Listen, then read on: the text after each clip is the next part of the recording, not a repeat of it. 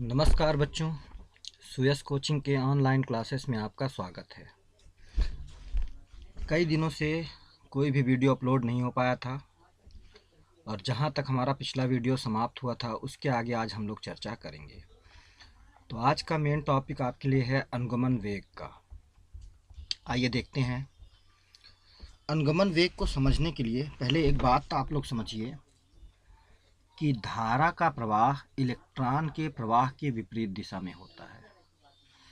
यानी कि यदि इलेक्ट्रॉन किसी चालक में जिस दिशा में प्रवाहित होंगे उसके विपरीत आपकी धारा का प्रवाह होगा। और आपको तो मालूम है कि इलेक्ट्रॉन आवेशित होता है, तो अगर ये किसी चालक के अंदर उपस्थित है तो जब तक आप इस पर विभवांतर आरोपित नहीं करोगे तो इसका प्रवाह नहीं होगा। पर जैसे ही आप विभवांतर आरोपित करोगे तो चालक के सिरों पर विभवांतर आरोपित करने का मतलब ये होगा कि एक सिरे पर ये उच्च विभव होगा आपका, जबकि दूसरे सिरे पर क्या होगा, निम्न विभव। अच्छा, ये विभवांतर उत्पन्न हुआ बैटरी के कारण, और बैटरी का एक सिरा क्या होता है, धन स्रोत होता है, जबकि दूसरा सिरा क्या होता है, ऋण स्रोत। आप ऐसा भी मान लीजिए थोड़ी देर के लिए कि ऋण स्रोत से ऋणावेश जुड़ा हुआ है, तो यहाँ पे आपका क्या है, ऋणावेश। तो लो विभव होने का मतलब क्या होगा, कम विभव होने का मतलब कि ये विभव आपका कैसा है, ऋणात्मक विभव है। और यहाँ पे धनावेश होगा, तो यहाँ से धन आवेश यहाँ पर आया मान लीजिए, तो इसके कारण यहाँ पर उच्च विभव हुआ है। क्योंकि ये विभव धनात्मक है इसलिए आपका क्या है, उच्च है। तो जब हम यहाँ पे धनावेश और यहाँ पे ये मानिए कि ऋणावेश हम अप्लाई करते हैं, रखते हैं, या कि यहाँ पे धन विभव और यहाँ पे ऋण विभव, तो अगर आप इलेक्ट्रॉन यहाँ पे छोड़ते हैं तो इलेक्ट्रॉन पर कैसा आवेश है, ऋणावेश। तो ये ऋण से प्रतिकर्षित होगा और धन की ओर आकर्षित होगा। तो किस दिशा में गति करेगा, इस दिशा में। यानी कि इलेक्ट्रॉन का प्रवाह कहाँ होगा, निम्न विभव से उच्च विभव की ओर। बात समझ में आई। और हम अभी आपको बता चुके हैं कि धारा का प्रवाह इलेक्ट्रॉन के प्रवाह के विपरीत होता है। तो अगर इलेक्ट्रॉन आपके ऐसे फ्लो हो रहे हैं तो धारा आपकी ऐसे फ्लो होगी। ठीक है, चित्र को आगे अपन लोग डिस्कशन फिर से करेंगे। आइए समझते हैं शुरू से। तो जब हम किसी चालक के सिरों पर विभवांतर आरोपित करते हैं तो चालक के अंदर विद्युत क्षेत्र उत्पन्न हो जाता है। इसकी दिशा उच्च विभव से निम्न विभव की ओर होती है। आइए देखते हैं यहाँ पे चित्र में। हम विभवांतर आरोपित करें हैं, तो अगर इस चालक की लंबाई मान लीजिए L है, तो आप लोगों को फार्मूला मालूम है कि E बराबर क्या होता है, V/L, है ना। E बराबर V/L। तो इसीलिए इसके अंदर क्या उत्पन्न हो जाएगा, विद्युत क्षेत्र E। ये देखिए इस दिशा में। और इसकी दिशा कैसे होगी भाई, यहाँ पे धन आवेश है, यहाँ पे ऋण आवेश है, तो विद्युत क्षेत्र की तीव्रता किस दिशा में होगी, धनावेश से ऋण आवेश की ओर, यानी कि उच्च विभव से निम्न विभव की ओर। ठीक है ना। ये देखिए यहाँ पे बताया गया है। इस विद्युत क्षेत्र के कारण चालक के अंदर उपस्थित फ्री इलेक्ट्रॉन जो होंगे, मुक्त इलेक्ट्रॉन, जिनके कारण धारा प्रवाहित होती है, तो मुक्त इलेक्ट्रॉनों पर विद्युत क्षेत्र के विपरीत दिशा में बल लगेगा। क्यों, आइए मैं समझाता हूँ। आपको मालूम है कि अगर यहाँ पे धनावेश रखा जाए तो उस पर बल जो लगेगा तो विद्युत क्षेत्र की दिशा में इधर की ओर लगेगा। पर चूंकि इलेक्ट्रॉन का आवेश कैसा है, विपरीत प्रकृति का, ऋणावेशित, इसलिए इस पर जो बल लगेगा वो विद्युत क्षेत्र के विपरीत यानी कि इधर की ओर लगने लगेगा। तो इलेक्ट्रॉन आपका इधर मूव करने लगेंगे तो धारा आपकी इधर फ्लो होने लगेगी। अगर यहाँ पूरे सर्किट को हम देखें तो बैटरी के धन ध्रुव से धारा का प्रवाह ऋण ध्रुव की ओर हो रहा है, जबकि इलेक्ट्रॉनों का प्रवाह बैटरी के ऋण ध्रुव से बैटरी के धन ध्रुव की ओर हो रहा है। चलिए आगे देखते हैं। तो F का जो वैल्यू होगा, आपको याद होगा कि विद्युत क्षेत्र की तीव्रता की परिभाषा से E बराबर F/Q0 होता था। Q0 को अपन Q भी रख सकते हैं। अगर इसका तिर्यक गुणा करते हैं तो F इक्वल टू क्या हो जाएगा, Q इंटू E, यानी कि आवेश गुणे विद्युत क्षेत्र की तीव्रता। इसीलिए इन इलेक्ट्रॉनों पर लगने वाला जो बल होगा F बराबर इलेक्ट्रॉन का आवेश E इंटू विद्युत क्षेत्र की तीव्रता कैपिटल E के बराबर होगा। आई बात समझ में। अब इलेक्ट्रॉन चालक के अंदर गति तो करेंगे ही, तो जब ये गति करना प्रारंभ करेंगे इस दिशा में, तो चालक के अंदर कई सारे आयन उपस्थित रहेंगे और कई सारे इलेक्ट्रॉन भी होंगे। तो जब ये इलेक्ट्रॉन इस दिशा से इस दिशा में गति करना प्रारंभ करेगा तो ये आयनों से टकराएगा।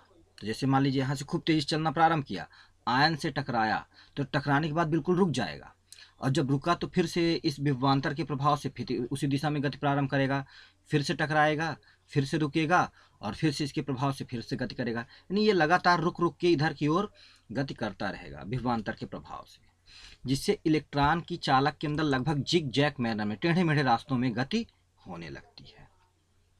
उम्मीद है आप समझ पा रहे होंगे। तो जब इलेक्ट्रॉन की गति रुक रुक के हो रही है, अगर मान लीजिए कुछ ना होता तो सीधे ये यहाँ से स्टार्ट करता और यहाँ पहुँच जाता, तो इसकी जितनी गति होती, जितना एक्सीलरेशन इसे प्राप्त होता, उस एक्सीलरेशन के कारण एक कांस्टेंट वेलोसिटी से ये गति करने लगता। पर ये हर टक्कर के बाद रुकेगा और फिर से विभव के प्रभाव से उतनी ही गति को प्राप्त करेगा, तो जिससे इसका जो वास्तविक वेग है उसकी अपेक्षा चालक के अंदर का वेग कुछ न कुछ कम हो जाता है। इसी मतलब ये देखिए पूरा पढ़िए, जिससे इलेक्ट्रॉन निम्न विभव से उच्च विभव की ओर गति करते हैं, अतः इनके विपरीत उच्च विभव से निम्न विभव की ओर विद्युत धारा प्रवाहित होने लगती है। तब चालक के अंदर इन इलेक्ट्रॉनों की गति मुक्त रूप से नहीं हो पाती, टक्करों के कारण, जो मैंने अभी आपको समझाया। और मुक्त रूप से गति ना होने के कारण इनका वेग कुछ न कुछ घट जाता है। इस घटे हुए वेग को ही इसका हम क्या बोलते हैं, अनुगमन वेग, और इसे VD के द्वारा दर्शाया जाता है। यहाँ देखिए VD लिखा हुआ है, इसे VD के द्वारा दर्शाते हैं। तो ये तो बेसिक बातें थी कि अनुगमन वेग क्या है उसके लिए। इसके आगे जब ये चित्र तो आपको समझ में ही आ गया है, इसके आगे जब हम बढ़ते हैं तो देखिए आप यहाँ पे देख लीजिए F = E × E था, इलेक्ट्रॉन का आवेश इंटू विद्युत क्षेत्र की तीव्रता। तो उसी से हम आगे स्टार्ट करेंगे। तो इलेक्ट्रॉन पर लगने वाला जो बल होगा वो इलेक्ट्रॉन पर आवेश गुणे विद्युत क्षेत्र की तीव्रता, यानी कि F = E × E होगा। अब मान लीजिए इलेक्ट्रॉन का मास स्मॉल m है, तो इस और तथा इस पर उत्पन्न त्वरण क्या है, स्मॉल a। तो F को हम न्यूटन की गति के द्वितीय नियम से क्या लिख सकते हैं, F = ma। तो F की जगह पर हमने ma लिख दिया, तो ma = E × E आ गया। अब m को आप बटे में ले जाइए, तो इलेक्ट्रॉन का त्वरण a बराबर कितना आ गया है, E/m, समीकरण नंबर फर्स्ट। एक चीज़ ध्यान रखिएगा बेटा, कई बुक्स में आपको यहाँ पे माइनस का चिन्ह लगा के रखा हुआ होता है, ठीक है ना। पर चूंकि यहाँ पे त्वरण भी सदिश राशि है, बल भी सदिश राशि है, और सदिश राशि में चिन्ह क्या होता है, दिशा को व्यक्त करता है, इसीलिए मैं यहाँ पे ऋण चिन्ह नहीं लगा के रखा हूँ, ठीक है ना। तो आपने त्वरण का व्यंजक निकाल लिया। अब ध्यान से देखिए, प्रत्येक टक्कर के बाद इलेक्ट्रॉन रुक जाता है, उसके बाद फिर से विभवांतर के प्रभाव से उतनी ही वेग से गति करना प्रारंभ करता है। तो जब ये रुक गया है, रुकने के बाद इसका वेग 0 होगा और 0 वेग से ये फिर से चलना प्रारंभ करेगा। तो हमने इसका प्रारंभिक वेग u मान लिया है ना, और टाउ समय ले लिया है हमने, जिसे हम श्रांतिकाल बोलते हैं। देखिए यहाँ पे तथा टाउ समय के पश्चात इसका वेग बढ़कर कितना हो जाता है, अनुगमन वेग VD के बराबर। तो प्रारंभिक वेग u = 0 है और अंतिम वेग v बराबर अनुगमन वेग VD के बराबर है, और समय हमने क्या ले लिया है, श्रांतिकाल के बराबर। एक्चुअल में श्रांतिकाल क्या है, दो टक्करों के बीच का समय, उसे ही हम लोग क्या बोलते हैं, श्रांतिकाल, दो क्रमागत टक्करों के बीच का समय। तो श्रांतिकाल हमने टाउ ले लिया है। तो गति के प्रथम समीकरण से v = u + at है, तो v का मान हम क्या रख देंगे, VD, u का मान क्या रखेंगे, 0, और त्वरण a का मान यहाँ से उठा के हम रखेंगे E/m, ठीक ना, इंटू श्रांतिकाल को हम क्या रख देंगे, t की जगह पर टाउ। तो देखिए पूरा समीकरण समझ में आया आपको गति के प्रथम नियम से। तो 0 को इस पूरे में जोड़ोगे तो इतना ही पूरा आपका आ जाएगा। तो अनुगमन वेग VD = E/m इंटू टाउ के। तो अनुगमन वेग का व्यंजक आपको समझ में आ गया है। ध्यान से देख लीजिए, एक बार मैं शुरू से आपको दिखा देता हूँ। F आपको मालूम था E × E, यहाँ से भी देख लीजिए और यहाँ भी आपको बताया गया था, है ना। तो F से हमने स्टार्ट किया, तो F की जगह पर हमने ma रख दिया, ma = E × E, m को बटे में ले गए तो त्वरण निकला है a = E/m, समीकरण नंबर फर्स्ट। फिर प्रत्येक टक्कर के बाद इलेक्ट्रॉन रुक जाता था, तो प्रारंभिक वेग u ले लिया है हमने, अंतिम वेग v = VD के, और समय t को हमने टाउ श्रांतिकाल ले लिया है, और त्वरण a बराबर आपको मालूम है E/m। ये सारे मान गति के प्रथम समीकरण में हम रख दिए हैं। तो VD = 0 + E/m इंटू टाउ के।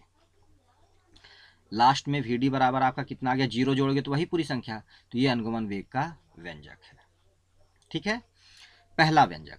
दूसरा व्यंजक निकालने के लिए ऊपर एक बार आप लोग और देखिए, यहाँ पे E = V/L होता है, यानी कि विभव के पदों पर जब व्यंजक आपको निकालना होगा। तो हम E की जगह पर क्या रख दे रहे हैं बच्चों, E की जगह पर V/L। तो वी डी का क्या इतना व्यंजक आ जाएगा, वी डी बराबर E V upon M L into tau. तो यही दोनों अनुगमन वेग के व्यंजक हैं। परीक्षा में डायरेक्टली अगर आपसे पूछा गया तो इसकी परिभाषा लिखकर ये पूरा व्यंजक आप व्युत्पन्न कर दीजिएगा। अब चलिए कुछ नई चीज़ें अपन देखने चलते हैं, है ना। तो आपको पिछले वीडियो में धारा तथा अनुगमन वेग में संबंध बताया गया था, आई बराबर N E A V D. क्या हम यहाँ पे वी डी का ये वाला मान उठा के रख दें, E V upon M L into tau. तो हमने वी डी की जगह पर E V upon M L into tau रख दिया, बाकी एन ई ए पूरा पिछले से उतर आया है। तो समझ में आया इतना आपका। अगली लाइन में क्या होगा, हम क्या करते हैं, टाउ को अलग रहने देंगे और इसका गुणा इससे कर लेते हैं। तो ई गुणे ई बराबर ई स्क्वायर आ जाएगा, बाकी सब कुछ सेम रहाएगा। तो आई बराबर N e square A V upon M L into tau. ये है धारा का मुख्य व्यंजक, ठीक है ना। इसी से हम धारा की निर्भरता, यानी कि धारा किन किन कारकों पर निर्भर करता है। तो देखो इलेक्ट्रॉन का आवेश कांस्टेंट है, तो इसे आप हटा दीजिए, इसे मत गिनिए। तो पहला किस चीज़ पर निर्भर करता है, चालक के अनुप्रस्थ परिच्छेद पर।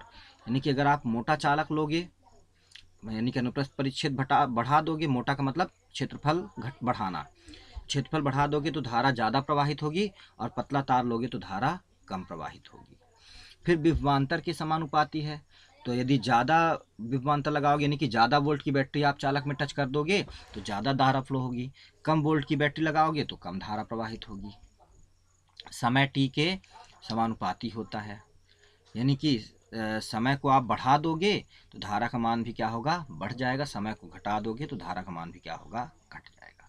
तो ये सिंपल बातें हैं, आप लोग इक्वेशन से जान जाते हो, इसे छोड़िए, आगे की चर्चा करते हैं अपन। हम एक काम करते हैं बेटा, ये टाउ ऊपर है, एक तरह से अंश में है, तो हम क्या करते हैं, वी बस को छोड़ के बाकी सभी चीज़ों का तिर्यक गुणा करते हैं। तो एम एल आई की तरफ अंश में चला जाएगा, और एन ई स्क्वायर ए इंटू टाउ बटे में चला जाएगा। तो यहाँ पे क्या बचेगा आपका, वी मात्र। तो वी बराबर एम एल बटे एन ई स्क्वायर ए टाउ। देखो एन ई स्क्वायर ए टाउ बटे में चला आया है, और एम एल कहाँ चला गया है, अंश में, यहाँ पे देखिए। तो वी बराबर एम एल अपान एन ई स्क्वायर ए टाउ इंटू ये आई तो पहले से यहाँ पे मौजूद था, तो आई हो गया। अब अगर इस समीकरण की तुलना हम ओम के नियम से करने जाएं, ओम का नियम आपको ध्यान होगा, वी बराबर आर आई होता है, पहले भी आपको बताया जा चुका है। तो अगर इससे तुलना करने जाएं तो वी के जगह पर वी है, आई के जगह पर आई है, और आर के जगह पर ये पूरा मान है आपका, देखिए यहाँ पे ध्यान से, है ना। तो क्या आर इसके बराबर हम लिख सकते हैं, यहाँ पे लिख दीजिएगा आप लोग कि ओम के नियम इस समीकरण से इसकी तुलना करने पर, कोई समीकरण नाम दे दीजिएगा, ऐसे 1 2 3 जो भी नंबर आएगा आपका। तो आर बराबर एम एल अपान एन ई स्क्वायर ए टाउ होगा ना। तो देखिए यहाँ पे यही लिखा है, आर बराबर एम एल अपान एन ई स्क्वायर ए टाउ की। समझ में आया। तो ये है प्रतिरोध का मुख्य व्यंजक, ठीक है। तो कभी कभी आपसे पूछता भी है प्रतिरोध किन कारकों पर निर्भर करता है। तो यम तो इलेक्ट्रॉन का मास है जो कांस्टेंट होता है, उसे छोड़ दीजिए। तो चालक की लंबाई के समानुपाती होता है, लंबे चालक के लिए प्रतिरोध का मान ज़्यादा होगा, और चालक की लंबाई घटा दोगे, यानी कि छोटे चालक के लिए प्रतिरोध का मान क्या होगा, कम हो जाएगा। इलेक्ट्रॉन घनत्व पर निर्भर करता है, ज़्यादा इलेक्ट्रॉन हुए तो आर का मान क्या होगा, कम हो जाएगा, क्योंकि व्युत्क्रमानुपाती में है, और कम इलेक्ट्रॉन प्रेजेंट होंगे मुक्त इलेक्ट्रॉन चालक के अंदर, तो प्रतिरोध का मान क्या हो जाएगा, बढ़ जाएगा। फिर ए अनुप्रस्थ परिच्छेद पर निर्भर करता है, तो अनुप्रस्थ परिच्छेद घटाओगे तो आर का मान क्या होगा, बढ़ जाएगा। तो अनुप्रस्थ परिच्छेद घटाने का मतलब पतला चालक, तो पतले चालक का प्रतिरोध ज़्यादा होगा और मोटे चालक का प्रतिरोध क्या होगा, कम। इसी प्रकार टाउ पर निर्भर करता है, श्रांति काल आप ज़्यादा करोगे तो प्रतिरोध का मान कम होगा, और श्रांति काल कम करोगे तो प्रतिरोध का मान क्या होगा, बढ़ जाएगा। फिर आप एक काम करिए बेटा, यल और यल बटे ए को अलग से लिख लीजिए। देखिए यहाँ पे तो आपके पास क्या इतना सारा बचा, कैसा आ गया, आर बराबर m upon n e square tau into l upon A. तो अगर आप ध्यान से देखिए तो चालक की लंबाई परिवर्तित की जा सकती है, तो ये परिवर्ती राशि हुई, और इसका मोटाई भी परिवर्तित की जा सकती है। पर इलेक्ट्रॉन का द्रव्यमान, मुक्त इलेक्ट्रॉनों की संख्या, इलेक्ट्रॉन का आवेश और टाउ श्रांति काल, ये नियत राशियाँ होती हैं। तो मैंने क्या किया है, नियत राशियों को एक साथ लिख लिया है, और परिवर्ती राशि एल अपान ए को अलग अलग लिख लिया है। तो इस नियत राशियों का गुणा और भाग मिला के मैं एक अन्य नियत राशि के रूप में लिख दे रहा हूँ रो, है ना। रो रख दिया तो रो इसका पूरा मान जब मैं रखूंगा तो R बराबर रोयल अपान ए हो जाएगा। आई बात समझ में? तो इस रो को हम क्या बोलते हैं? चालक का विशिष्ट प्रतिरोध, है ना। तो R बराबर क्या हो गया? रोयल अपान ए, यानी कि विशिष्ट प्रतिरोध गुणे लंबाई बटे क्षेत्रफल। ये होता है प्रतिरोध का मुख्य व्यंजक। कई सारे न्यूमेरिकल हम लोग अगले वीडियो में करेंगे इससे संबंधित। तो अगर रो का मान हमें निकालना हो तो ए का तिर्यक गुणा करिए और यल को बटे में ले जाइए, तो विशिष्ट प्रतिरोध रो बराबर आर ए अपान यल हो जाएगा। तो दोनों की परिभाषा थोड़ी सी अपन लोग सीख लेते हैं, उसके बाद आज का वीडियो मैं समाप्त कर दूंगा। अगर मैं यहाँ पे 1 मीटर लंबा चालक ले लूँ, यानी कि यल बराबर 1 मीटर ले लूँ और उसका अनुप्रस्थ परिच्छेद भी 1 मीटर ले लूँ, तो यहाँ और यहाँ मैं 1 रख दूंगा, तो कितना आ जाएगा? R बराबर रो के। तो रो की परिभाषा यानी कि विशिष्ट प्रतिरोध की परिभाषा क्या बनेगी? लंबाई मैंने कितना लिया है? 1, तो एकांक लंबाई तथा एकांक अनुप्रस्थ परिच्छेद वाले किसी चालक की प्रतिरोध को ही हम उसका क्या बोलते हैं? विशिष्ट प्रतिरोध। ठीक है। तो ये आज का वीडियो बहुत ही महत्वपूर्ण है। इससे 4-5 आपके और व्यंजक निकलेंगे छोटे छोटे, बहुत ही महत्वपूर्ण है 12वीं के लिए। जैसे कि ये विशिष्ट प्रतिरोध हो गया, इसे ही हम लोग प्रतिरोधकता भी बोलते हैं। अच्छा, इसका अगर मात्रक निकालने में आपको बोलूँगा तो निकाल लोगे? R का मात्रक ओम है, एरिया का मात्रक मीटर स्क्वायर और बटे में मीटर, तो 1 मीटर से 1 मीटर कट जाएगा, तो विशिष्ट प्रतिरोध का मात्रक क्या आ जाएगा? ओम मीटर।